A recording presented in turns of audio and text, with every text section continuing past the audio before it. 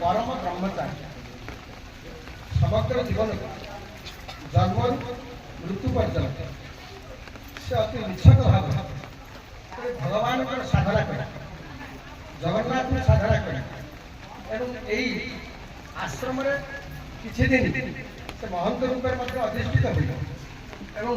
से ध्यान कर अनेक समय थी जो समय से बहुत दिन धरी कार्य करते दुर्भाग्य शीघ्र काल मिलगला जगन्नाथ ओढ़े देले से वर्तमान वैकुंठ अच्छा संपर्क आज आप स्मृतिचारण करने आपण जानी भारत वर्ष बहुत पुरातन देश पवित्र हिंदू सनातन धर्म देश ये देश में बहुत योगी ऋषि मान जन्म ग्रहण करते समाज को दिग्दर्शन देते आगे यदि कहवा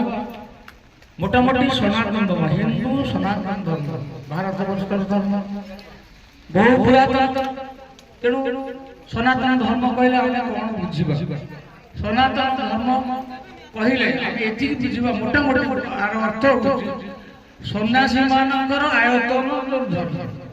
तेणु सन्यासी माने धर्म सृष्टि कर माने समाज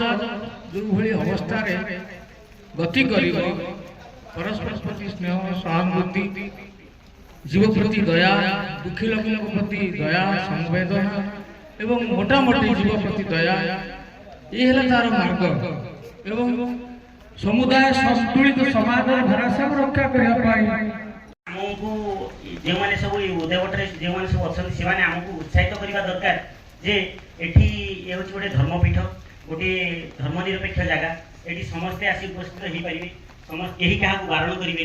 जे जाइछि सेठी देखा करी आछि से कांदी पकैले कहले माँ टिके संध्या बेले आसीबु बोली मते क्षमा करि देबे मु करहस्त पूर्वक सम्मान जणाउछि आपनक कथा को मु उपस्थित हेई परिबिनी कारण मते गुरुदेव जो दायित्व दैछन्ति पूर्ण न कला आसे किंतु ता 4-5 दिन पूर्व जेतेबेले जाई मो पाखरे पहुँचिले कहले बाबा हमको ठाकुर दियंती आमे रथ टाणु गोटे वर्ष नेलुनी आम टे असुविधा माँ भोगिछु मत कहले असुविधा मु प्रकाश करने को चाहू ना कारण बिना अनुमति मु कहली आप जमी ठाकुर नौले जहाँ जहाँ नेत नेत्रोत्सव दिन प्रसाद सेमती आपंकर सब दिज्व जदि कौटी टे मुझे न जापे आप मत साहाय्य करेंगे जनईदेवे जे माँ यही जिनसा बाबा दियंती से पहुँचले मुझे देली कि से मत प्रश्न कले माँ आमर रथ गढ़ा सरला तुम कौन रथ गढ़ा है किसी कम होनी मु दुखर सहित कहली मुझे जानी गुरुदेव इच्छा कौन कारण ए वर्ष चक तैयारी हम सब चक नुआ रथ काम हो पारुनी आपण मैंने विश्वास करेंगे जो मैंने उपस्थित थिले ये उपस्थित अच्छा से कहे सुरुखुरी रथ केमिति है रथ ए वर्ष गला कौटी अटकिलानी सुर भाई रथ टाणी आसी मत हठात हसी हसी कहते जाचु ए वर्ष रथ एत शीघ्र गला एत सुरुखुरी गला एमती एबे भी लगी नाला मुझे रथरे जे बसी से नहीं तेणु अनेक अनुभूति तो अच्छी गोटे सबुठ बड़ अनुभूति आज आप आगे मुझे कहबी चाहे आपण मैंने जानी ना समय अभाव प्रत्येक दिन प्रत्येक मुहूर्तर गोटे गोटे अनुभूति अच्छी मु दीर्घ 24 वर्षर अनुभूति भितर प्रत्येक दिन मुझे किसी ना किसी प्रश्न पचारे से प्रश्नर उत्तर पाई बोली आज बोधे मुझे आगे ढड़ा है किसी कथा कहीपी मन को आसुनी आज्ञा मुझे जड़े मनीष सबुजे मोर मन अच्छी ता नुहे किंतु मत गीतार 700 श्लोक संपूर्ण निर्भुल भाव में उच्चारण करें यहाँ मो गुरुदेव आशीर्वाद किंतु मत हठात पचारिदे गोटे श्लोकर अर्थ मन मनस्क हो जापारुनी से मन मन भाविली कौन करी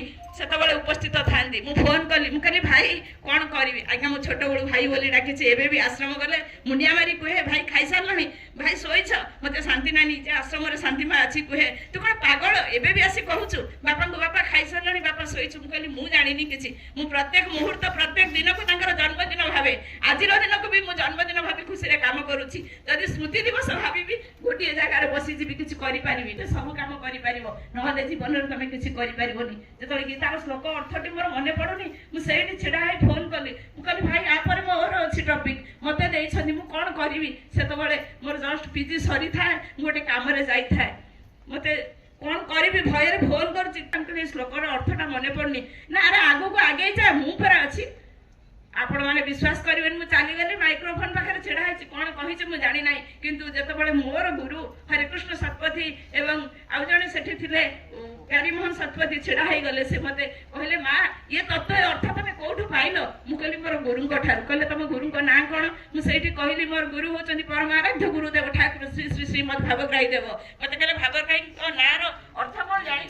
मुझे आज्ञा मोर अल्प ज्ञान भितर जी जानी ना कहतु मुझे मंच कहली बोली भार से भाव थिला भावग्राही गोरे पाखे वैराग्य थिला गोरे पाखे ज्ञान तो हर हित समस्त हित साधन करुँच लेखि रखिले मत कही थे तुम गुरु को आनी जो दिन जीव उदयवट समस्त को लेकिन जीव आज मु महापुरुष धाम विराट सत्य कथा कहूँ शरीर आनी पारि ना यहाँ मोर बड़ दुख समस्त सहित आसी किंतु समाधि देवाई शरीर के आसीपारि ना खंडे खंडे देवे बोली मुझे प्रथम वर्ष श्राद्ध बहुत कष्ट सहित पूरण करने को चेष्टा करी पूरण करते दूर गुरुदेव खुशी मुझे जानी ना गोटे द्वितीय खुशी था मो 3 जन माँ जे मत प्रथम उदयवटा देते 3 खंड वस्त्र 3 जन को उदयवटा सम्मानित करी तेणु से 3 जन माँ आज भाग्यवशत गोटे माँ उठी पारुनी बयस हो गला जे देवकी माँ से उपस्थित अच्छी जे रोहिणी माँ छाट धरुला एक छाड़े कौन जाऊँ आड़े कौन जाऊँ गोड़ कहीं खंडिया है से दुनिया माँ उपस्थित अच्छी रोहिणी माँ एवं देवकी माँ बासंती नानी से उपस्थित अच्छी हस्तर पूरण करी 3 गोटी वस्त्र प्रदान करी एति मु मागुची आपण निकट जदि मो कथार मो कार्य मो व्यवहार कौटी दोष त्रुटि थाए कालियापट जगन्नाथ तत्वाश्रम पिला मानकर कथा कार्य कौटी